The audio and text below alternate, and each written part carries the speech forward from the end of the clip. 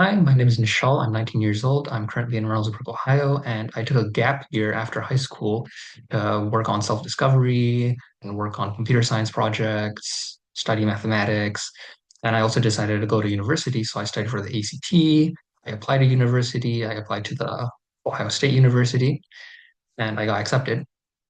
I'm planning on majoring in mathematics to apply it in computer science and machine learning.